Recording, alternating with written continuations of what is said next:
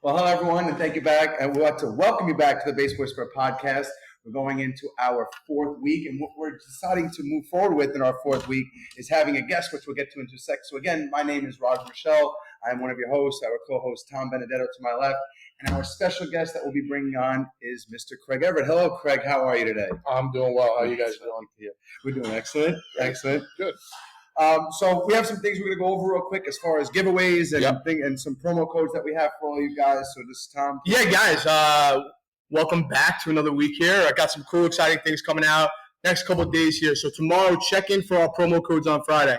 We got a couple promo codes with bench boxes coming out tomorrow. We got a couple promo codes with Pro Bats USA. We also got a new promo code for VLOT, which is a pretty exciting new thing that we have coming out, which is awesome. And the plate crate and the agility boxes that we'll be giving away today, which is pretty exciting. And we also have promo codes for the plate crate. Yes, so we do have promo codes. Roger, the promo codes that we have are, I believe we have Baseball Whisperer 10 is one of the plate crates. We will post them tomorrow, so check in tomorrow for those. Other than that, guys, we're excited for another week here. This is something cool that we have going on. We're live from Ridgewood Station here, which is awesome. Ridgewood Station in Wantua. Shout out to them for hooking us up with this awesome room. Real exciting. We're going to be doing this once a month. We're going to be bringing on different guests here to do different things with us, and I think that's where we're looking to go. Just kind of further the baseball training and pretty much what players need to know around here. So one of our goals moving forward with this is really to bring on coaches such as Craig, and even players too, but let's highlight the New York baseball community, coaches that are doing things in the high school level, the collegiate level, as well as the travel level. And so with that being the case, we are going to do this. But we started with you, Craig, because we both played for you, which is a pretty awesome experience for us. But before we get into some of those things and talk about what you did for us as far as ball players, can you tell us a little about yourself? So how'd you get into coaching, or why coaching baseball?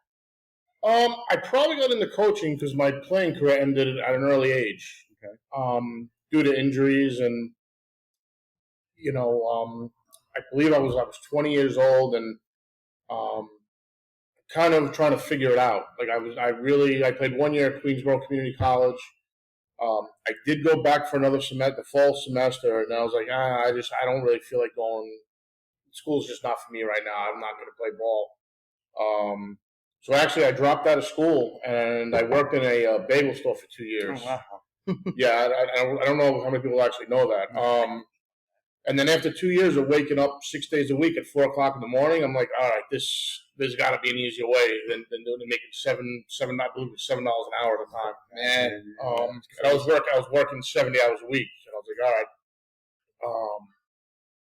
So I always had that little competitive part of me that I wanted to coach. I started coaching, some travel teams, and then I realized if I really want to do something with this, I do need to go back to school. I do need to get an education, and I went to Nassau Community College after that. I got my associate's degree. After I graduated Nassau, I went to St. John's. I got my bachelor's in sports management. Then I started teaching for the Brooklyn Diocese. And then I believe after a year or so of teaching, there was an opening at Queensborough Community College. I applied like anybody else. I went in for an interview. And Pete Marchitello, the athletic director at the time, he hired me. And through that whole time, I was coaching for the Long Island Cardinals.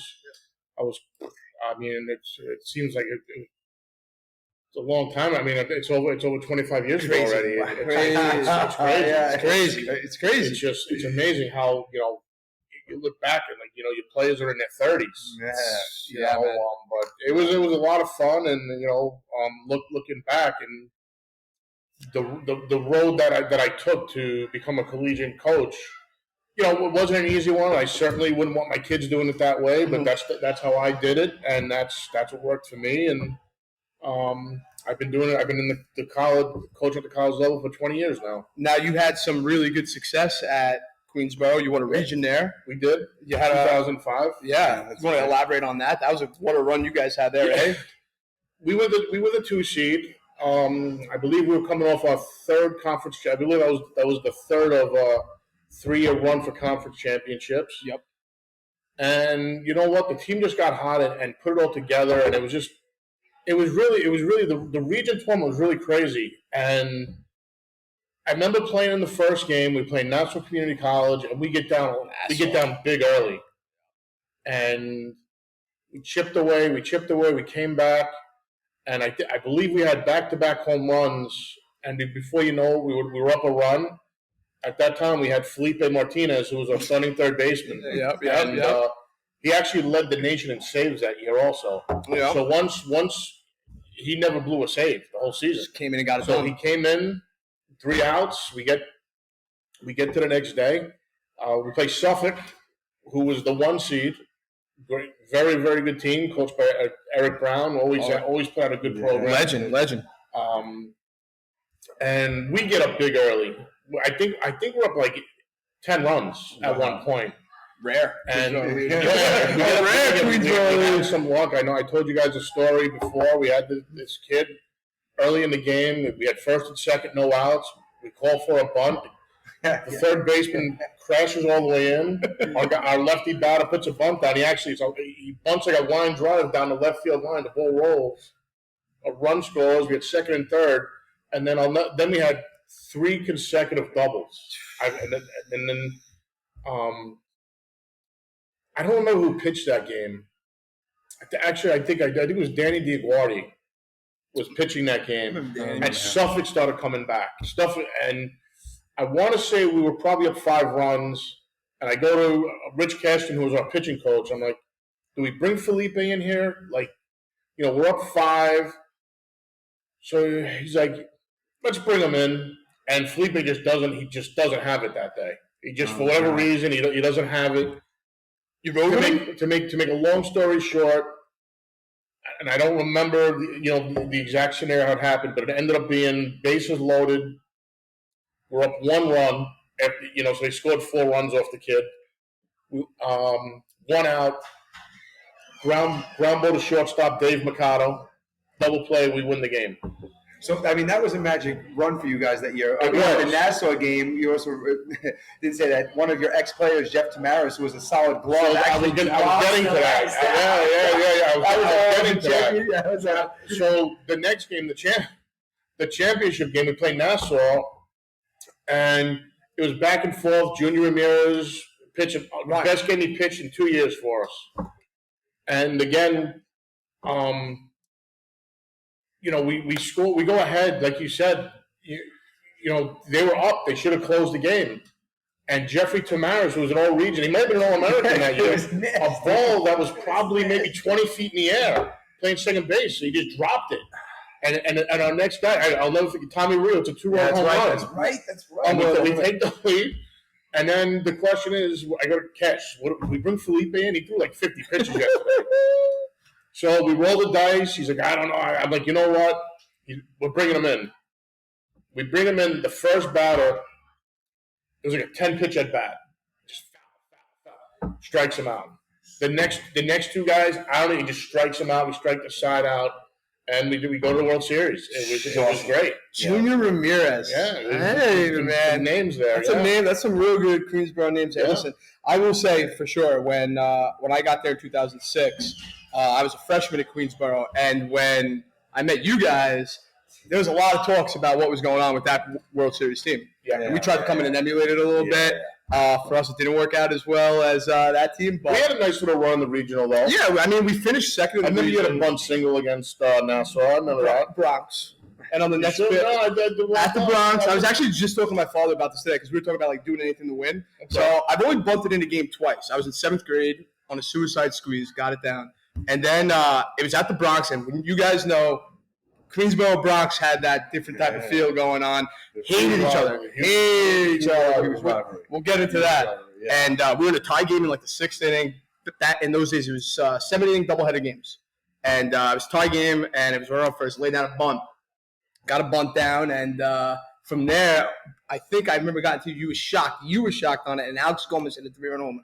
I do remember that, yeah. Yep, and that was the next. It was like 400 feet. It was crushed the other way. You were at Bronx? It was at the Bronx, murdered. Yeah, and we ended up winning that game and moving on. And we had a good run. And I think one thing that you have to realize, the rivalry was here because how good of a team they were, how good of a program they were, and Coach Adolfo, De Jesus, we used to clash on the field or whatever, but it was because I knew he was the guy to beat. Yeah. And that's what he had a lot of success in his coaching career, and I believe he's still coaching. And I have a lot of respect for Adolfo. I do. Listen, for years, it was you and him, right? How many years did you guys face off there?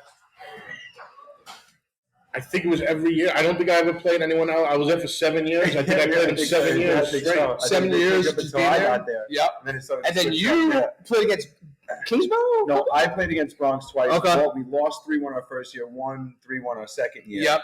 And then when I was there, as the head coach, so once Greg left to Concordia, which I think is the next thing we're going to jump into as the head coach, that's when Kingsborough started making their runs and started actually being pretty good. BMCC made their run out of nowhere.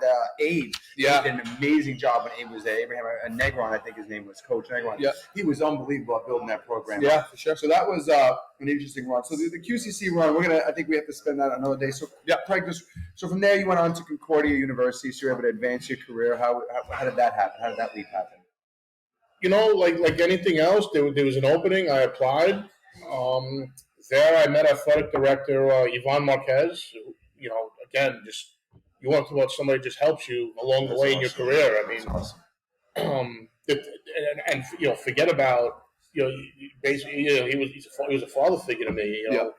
Just really taught me a lot of administrative stuff and just how to be a good manage things. And because when you get to the college baseball level, coaching baseball is a very, very small percentage of what you actually do. Just how to fundraising and just all the other secondary stuff, which is it's important for a college program to survive. When Yvonne left, Kathy LaTorres, again another dear friend now. Right. Blessing, huh? Oh, absolutely. Just being around some really good people, and all my assistant coaches, along the way. Just it's been a lot of fun. Yeah. You really don't realize how much fun it's been though until the look back. But now, I haven't coached a college game in almost 3 years. It's unbelievable, right? So I've been looking back and really reflecting on a lot of things, and hopefully next year I'll be back on the college ball field. So the goal is to get and stay in college baseball. It is. I really enjoy it, and it's like anything else. I might have taken it for granted, and I probably didn't realize how good I had it. So I'm curious. What are some of the things that draw you to it? I'm very curious on my end because I know what my draws are since I've had that bug too.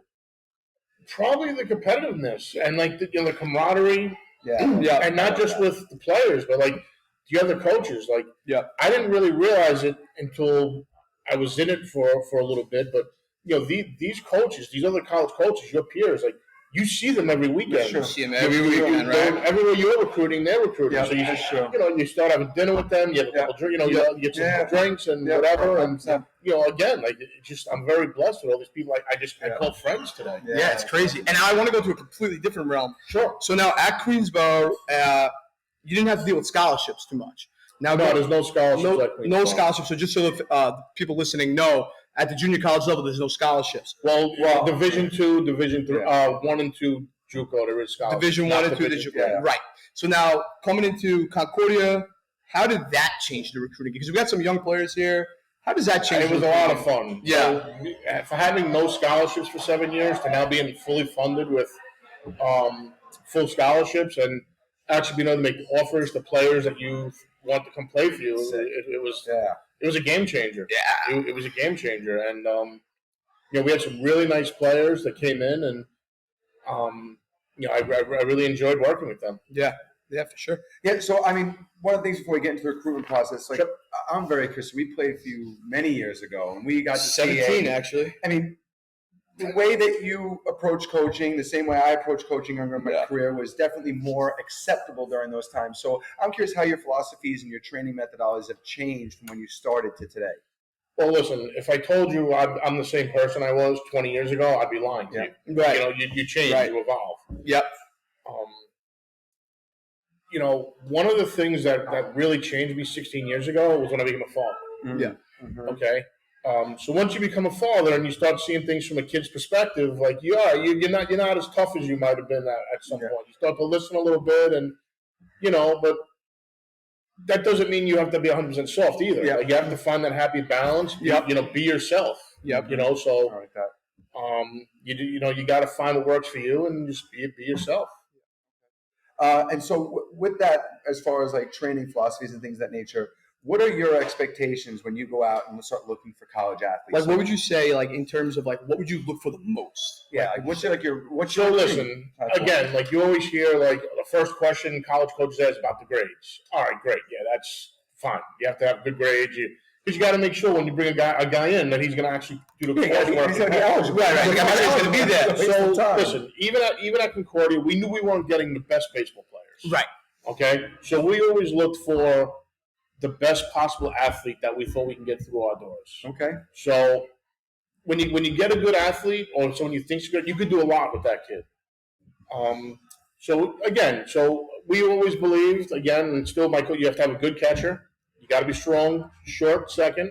You got to have a center fielder. Yep. If you have those four components, you could build everything. I was going else. to say, so your basic philosophy behind that would be if you build the middle, you can kind of develop the rest. You really can. You know, and you need 5-6 pitchers and you have guys that can handle adversity. Talk about getting that in college. Yeah, I mean, and again, but I think a big misconception, you know, when these kids walk into a 4-year program, whether it's Division 1, 2, or 3, their expectations of playing right away, like it doesn't. You got to work. Yeah, and you really need to learn from the guys ahead of you, not just on the field but off the field, and how to handle certain things. And well, being the percentage of players that actually play college baseball, you have to figure. I think Jimmy from Queensborough said it best. He goes, "What do you think?" He goes, "We're out there recruiting the 9-hitter." He goes, "We're like everybody else recruiting the 3 and 4 hitters." Right. So this is every 2 through 5 hitter basically in a game. in a game. Playing college baseball. The rest of the people don't play. So that's why, like, to your point, like these athletes want to walk in and say, "Hey, I'm going to be the next starter." Right. We admire that. We want that. But what happens when you get smacked in the face and you're not? Are you able to respond to that and work harder, or are you going to cry about it? Well, and that's a big thing because a lot of these kids, like when they do get an opportunity early, if they're not ready for it mentally, they go into a shell, and that kid. Exactly. I think it depends on the player. It definitely depends on the player. If you have that mindset of you are going to, there's no one better than you, which is what you should have if you're playing baseball, then you have a different mindset. You can deal with the failure a little bit more. You know what I mean? I always say, and I say it as a joke, but I really do. Rudy is the worst movie to ever happen to a coach. I think it's terrible. Rudy is the worst because again, like I hate them. And again, you can bring that guy in, and listen, you still need to have talent. Yeah. You still need to have some talent. So you could do all the training and all, but and again, like and we'll get into the training, I'm sure, like you said, but I'm not a big, it's great you can hit, that your mile per hour off a tee is 100 miles per hour. But are you going to swing a 2-2 curve breaking ball and you put it in play with a guy on third less than 2 outs? Yeah. Like, are you going to, you know what I mean? Like, it doesn't matter. And then, with that being said, so as far as like building teams, say you have a player, freshman, walks in, he's unbelievable. This kid's 92 off the mound, whatever it is, but his attitude sucks. Does that help your program in any way?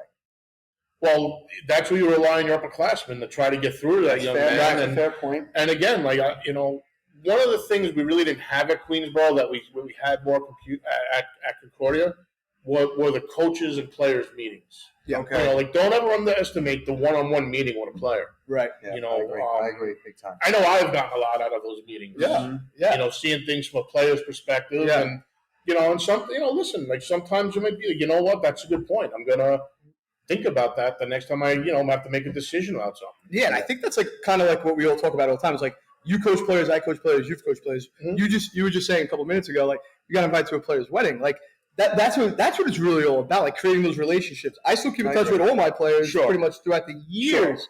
I have guys that I keep in touch with that I coached 15 years ago.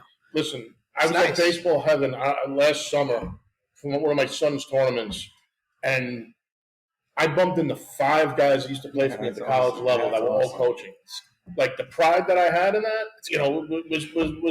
was crazy. Yeah. I mean, it was a good feeling. And my kid, all these people, like these guys all used to play for me. Like, it's. And you know what? Like you said, like it's a pride thing, right? Like I think for us, like we kind of came up through the Cardinal ranks playing for all you guys, like at a young age. So like we were shown the right way to go about our business at a young age. I want to touch on. We've talked about it. I haven't said to you. So you've said this to me many a time about how important it is to play baseball. I looked at our schedule from Yeah. Oh, man. God. When we were 13, dude, you had us Monday, Tuesday, Wednesday, Thursday, told- Friday. That's real. That's true. I tell people that those 7 days a schedules, and they look at me like I'm nuts. But it was 7 days a week. but it's why I was good. I know that's why I was but- good. It was so much baseball. I'm trying to and that's where I have a tough time today, because again, I'm going through my own kids.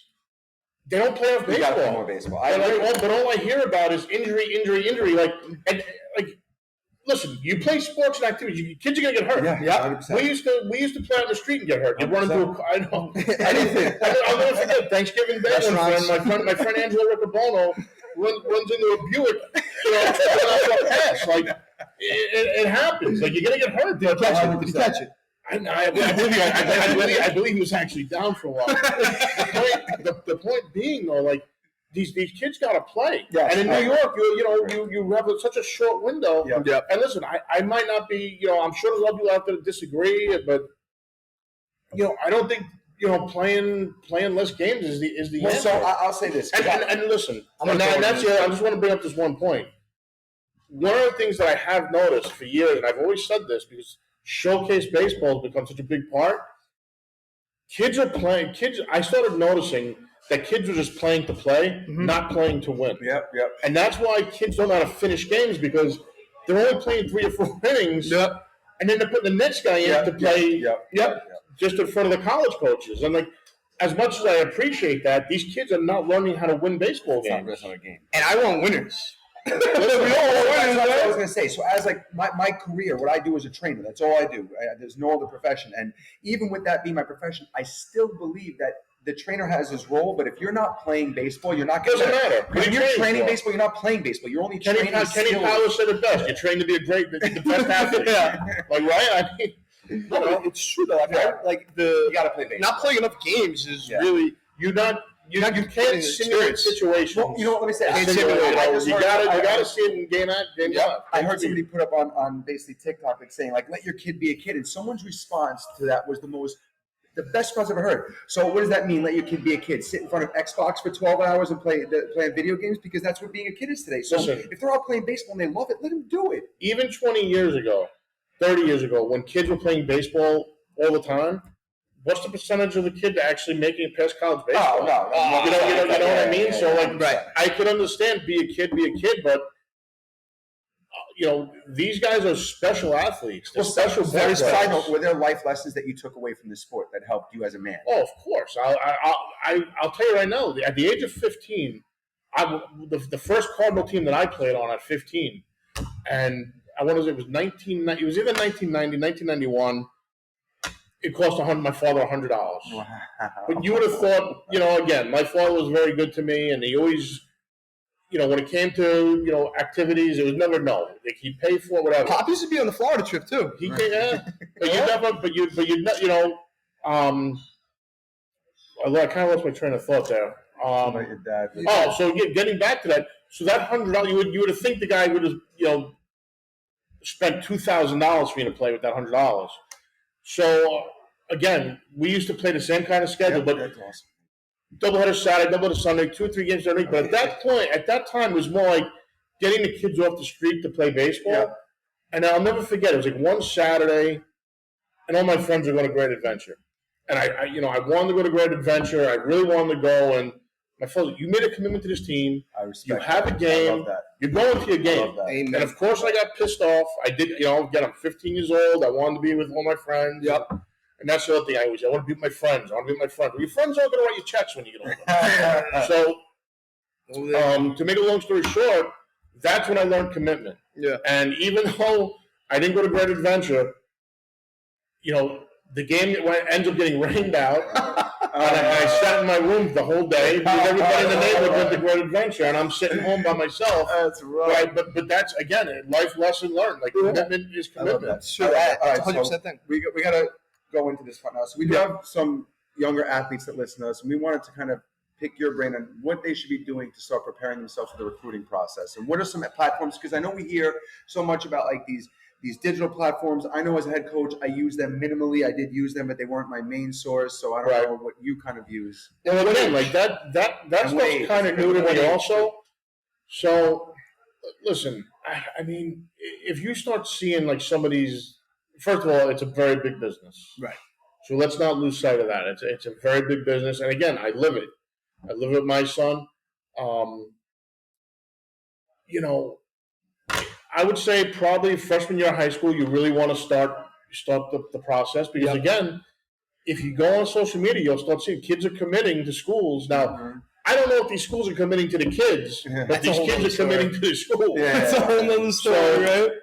But there's one thing, you know, we go to a lot of showcases, and there's some really good showcases. Yep. But one of the things that some of these kids they're not prepared. Yep. Like they don't understand what a 60 is. I'm being God's honest truth. Like so what I think is a pretty good idea, and I'm starting to see it a little bit, is do some junior high school ones. Right. Not necessarily to show the kid off, but basically teach him how to prepare for a showcase. How to go about his business. Right. Like, how to look the part. Exactly. All that stuff. One of the questions I got as a college coach, and even as a baseball coach that drove it, was, hey, what should I bring to tryouts? And my answer is always, whatever you think you need. There's a lot of other sports you can play by what you show up with, like what you think you need. Because I'll tell you right now, just real quick, I mean, my expectations is full uniform, belt, socks, hat, jersey, full baseball bag. I mean, looking like a ball player. So I mean, that's status quo across the board. I agree.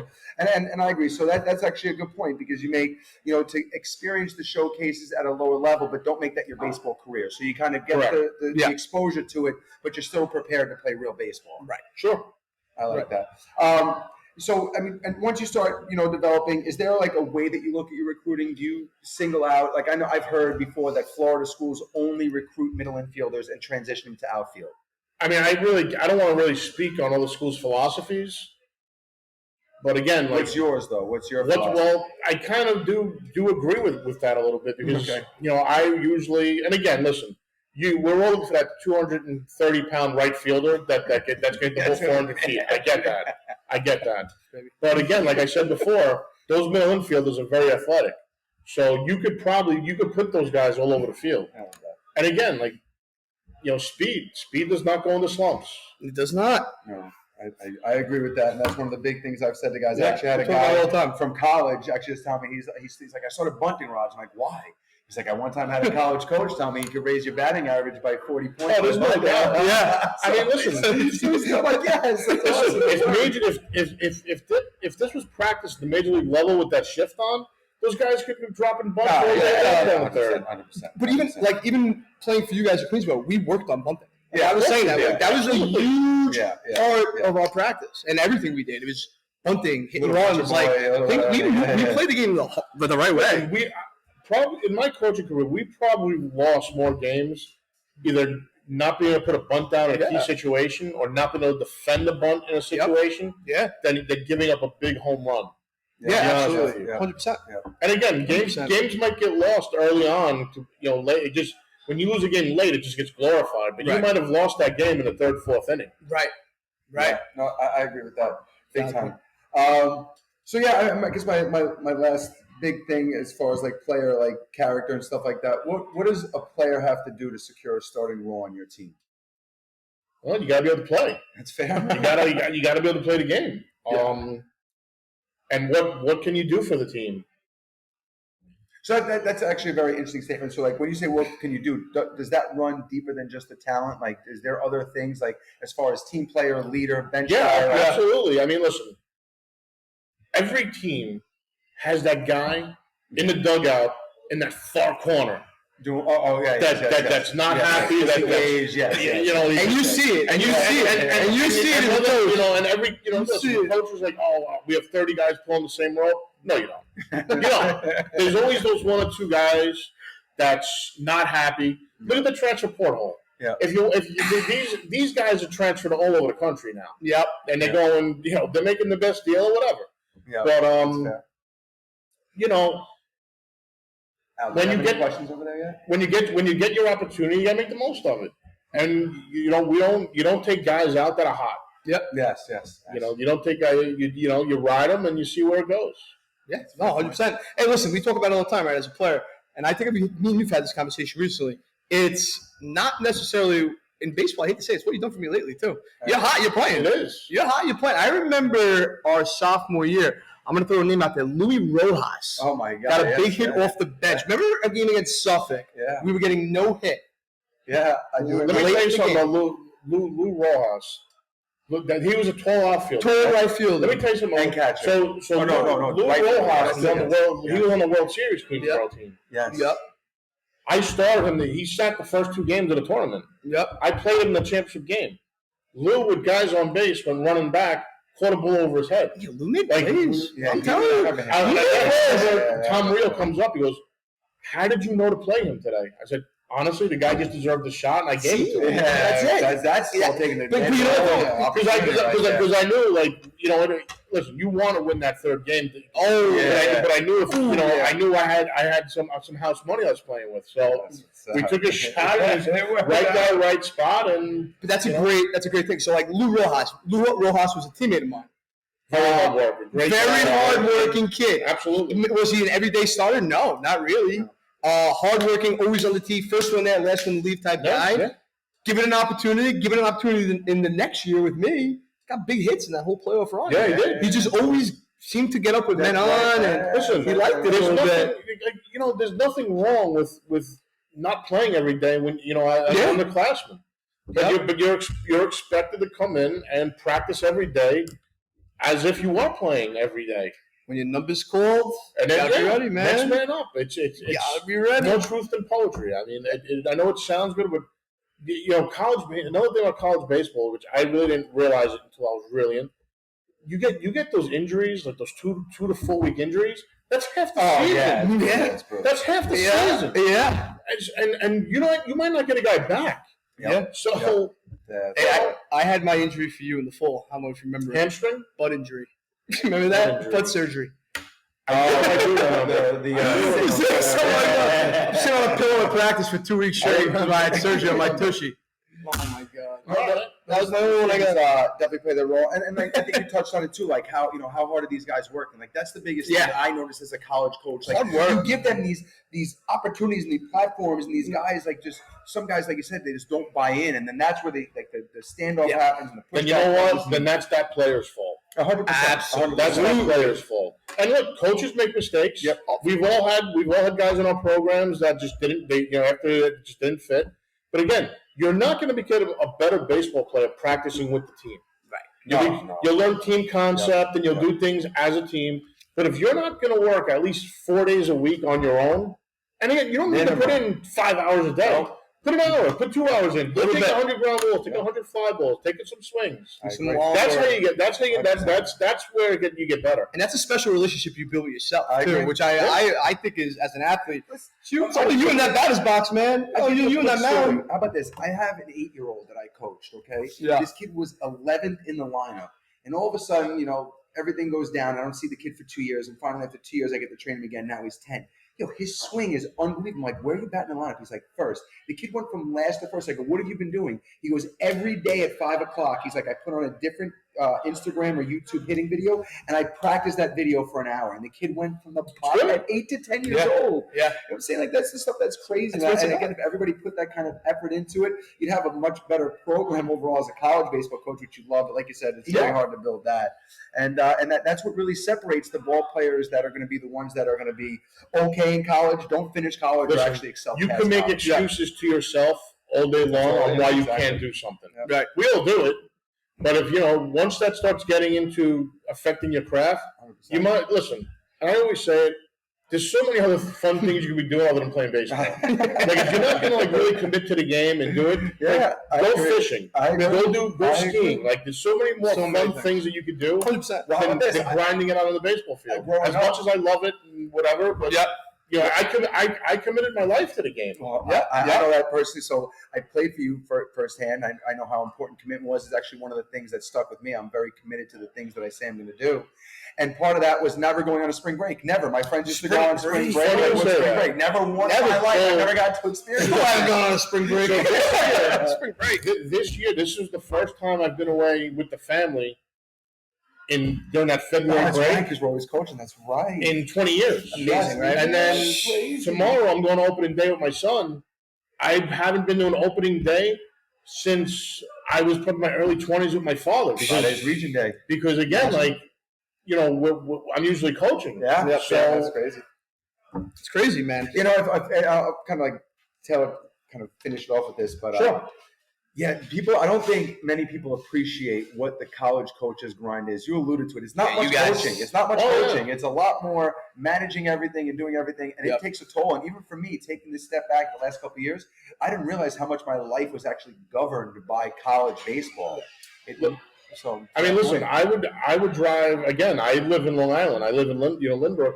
I would drive from Lynbrook to Bronxville every day. Yeah. And Cordy was in Westchester, and last June, I had my athletic director come over. She's like, "You drove this every day?" I'm like, "Yeah, you're crazy. You're crazy." I'm like, "Listen, that's how much I want to do this. It's a grind. I would have never have done this. Yeah, it's a grind, man. And that's the thing, the sacrifices that we make is that, especially Northeast baseball, there's no money. I'd meet guys from like Florida, like, I'm scared. Like, what do you make? Like, 75. I'm like, what do you do? He's like, just coach baseball? I'm like, you serious? I'm like, that's like 10 times my salary right there. Listen, sure. I mean, that's a good situation, and that's a perfect situation, being down in Florida making $75,000 on the baseball field. There's probably not a lot of those. No. But again, you're not doing it if you don't love it. Sure, and again, like, listen, when I had my early travel teams, and I remember when you were 16 years old, I think we were away for 45 nights. Oh my God, it was awesome. That would be fun to, I enjoyed it. Like, it's great. Yeah. We used to go out to San Diego, and we used to travel on those San Diego trips. Like, whenever I bump into someone that was on those trips, like, they just couldn't believe it. Like, they couldn't believe, like, they look back on it, like, things like this, they just really don't do anymore. It's just different. It's just different. So I think it's just different. We start to wrap up now. We'll definitely do this again. That was a lot of fun. I told you time would fly by. It flies. We have some questions. All right. We got some questions from the folks. We got Brian asked, would you rather have a team first guy or a guy who's a stud that's truly not a team first guy? Oof. Honestly, team first guy every time. Because that guy that's not a team first guy, he's going to screw you when you need him the most at some point. Yeah. So who was your best first team guy a team first guy? Team first guy. Oh, man, there's so many of them. Team first guy. Rafi Ramirez, his team. Rafi he was up there. Not Rafi Sanchez. Sorry. My year, I had Rafi Ramirez. I don't know if Rafi Ramirez. I know Rafi. Rafi was on I don't know. He was actually, I think, a year after you or 2 years after you. Yeah, I don't remember the name. Not familiar. Yeah, it wasn't on your team. There was so many team first guys, and so many guys that a guy who just sacrificed everything for the team. Yeah, I agree.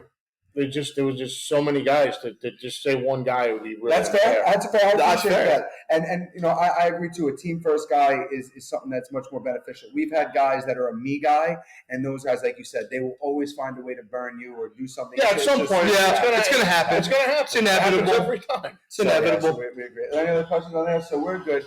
So first of all, thank you so much for coming. Thanks for having me. It was a lot of fun. I appreciate it. Yeah, it was really, really cool.